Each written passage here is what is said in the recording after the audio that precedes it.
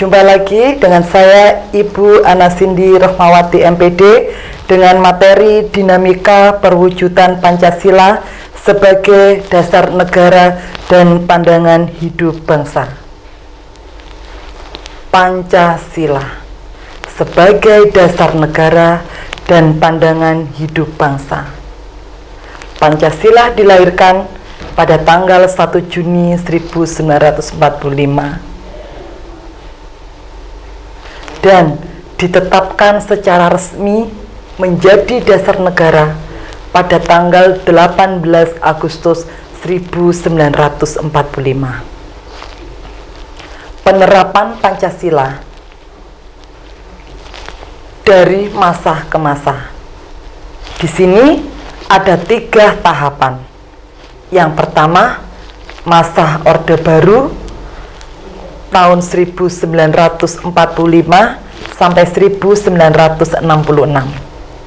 Yang kedua, masa Orde Baru, dan yang terakhir masa reformasi. Kita bahas yang pertama tentang masa Orde Lama. Yang pertama, periode 1945 sampai 1950. Begitu Pancasila ditetapkan sebagai dasar negara, banyak sekali cobaan yang melanda bangsa Indonesia.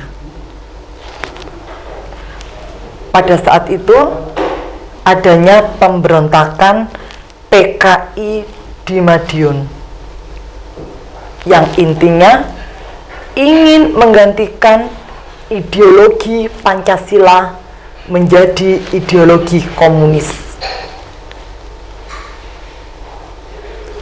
Pemberontakan yang lain yaitu pemberontakan Darul Islam Tentara Islam Indonesia DITII yang diketuai oleh Kartosuwiryo. Dari 2 pemberontakan itu, pemberontakan PKI di Madiun dan pemberontakan DITII pada intinya sama, ingin menggantikan Pancasila dengan ideologi yang lain. Tidak terlepas begitu saja, antara tahun 45 sampai 50 berganti pada periode berikutnya, yaitu periode 1950 sampai 1959, ditandai dengan lahirnya ideologi liberalisme, penuh kebebasan. Kebebasan dalam berorganisasi, dalam berpendapat, tidak lagi pemberontakan PKI dan DITII, melainkan ada pemberontakan baru di era tahun 1950 sampai 1959. Di antaranya yaitu RMS, Republik Maluku Selatan, sudah di luar Pulau Jawa. Dan terakhir, setelah munculnya pemberontakan itu, lahirnya Dekrit Presiden 5 Juli 1959. Dirasa UUDS 1950 tidak cocok dengan kondisi bangsa Indonesia, akhirnya keluar Dekrit Presiden 5 Juli 1959 yang salah satu isinya adalah kembali ke Undang-Undang Dasar 1945.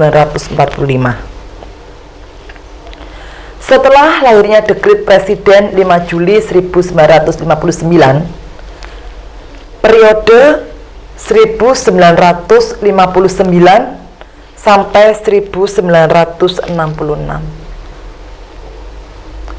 Dari demokrasi Pancasila menjadi demokrasi terpimpin, di mana presiden memiliki kekuasaan yang sangat besar. Di sini juga terjadi pengangkatan presiden seumur hidup. Sudah jelas itu menyalahi ketatanegaraan RI. Dan lahirlah Nasakom, Nasional, Agama, dan Komunis. Terakhir, setelah Nasakom lahir, terjadinya pemberontakan PKI 30 September 1965. Dengan pemberontakan PKI 30 September 1965, lahirlah masa baru, yaitu Orde Baru.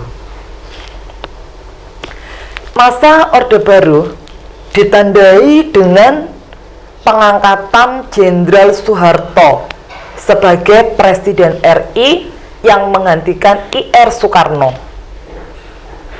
di mana Jenderal Soeharto ini memiliki visi melaksanakan Pancasila dan Undang-Undang Dasar 45 secara murni dan konsekuen. Melalui kepemimpinan beliau, akhirnya bisa disimpulkan bahwa pada hakikatnya antara Orde Lama dan Orde Baru, pemerintahnya adalah otoriter, sehingga pelaksanaan nilai-nilai Pancasila secara murni dan konsekuen hanya dijadikan alat politik penguasa belaka. Dengan demikian, lengsernya Presiden Soeharto, lahirnya masa reformasi. Harapan masa reformasi ini, negara Indonesia membangun tatanan kembali yang kuncinya melaksanakan Pancasila dan Undang-Undang Dasar 45 secara murni dan konsekuen. Tentunya tak lepas dari tantangan dan hambatan. Di era reformasi ini, yang menjadi dua tantangan besar adalah yang pertama, kehidupan masyarakat yang serba bebas, berbicara, berorganisasi, dan berekspresi. Yang kedua, menurunnya rasa nasionalisme, menurunnya persatuan dan kesatuan. Tapi pada intinya, negara Indonesia dalam kondisi apapun harus menjadikan Pancasila sebagai dasar negara. Pembahasan yang kedua tentang nilai-nilai Pancasila sesuai dengan perkembangan zaman. Pada hakikatnya, ideologi dibedakan menjadi dua, ideologi terbuka dan ideologi tertutup. Pancasila dijadikan dasar negara, tetapi kita tidak menutup kemungkinan, apalagi sekarang ini era globalisasi, pengaruh dari luar negeri sangat mudah masuk ke Indonesia.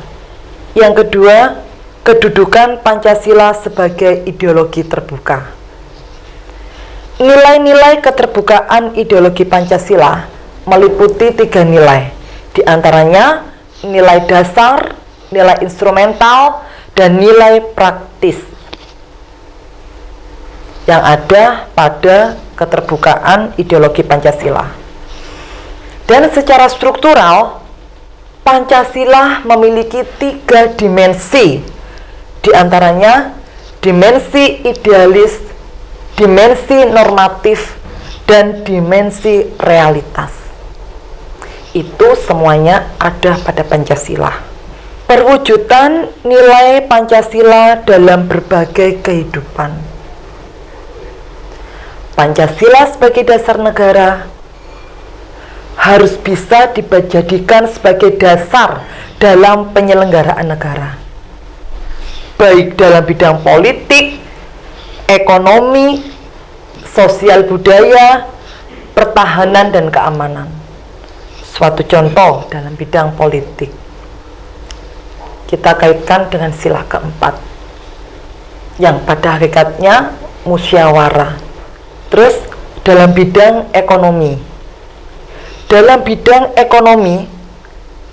sesuai yang tercantum pada pasal 33 mengenai perekonomian di Indonesia dalam bidang sosial budaya. Pancasila dijadikan sebagai penyaring terhadap budaya yang masuk ke negara kita. Kita tidak menutup diri terhadap segala masukan yang berasal dari luar negeri sepanjang sesuai dengan Pancasila. Dan yang terakhir, bidang pertahanan dan keamanan. Maksudnya, Pancasila harus dijadikan sebagai pedoman dalam mempertahankan persatuan dan kesatuan dengan berbagai permasalahan yang muncul. Jangan menjadikan kita sebagai bangsa Indonesia untuk berpaling dari Pancasila dan lebih condong dengan dasar negara lain. Kita jadikan Pancasila sebagai dasar negara Indonesia sampai kapanpun. Sekian, terima kasih.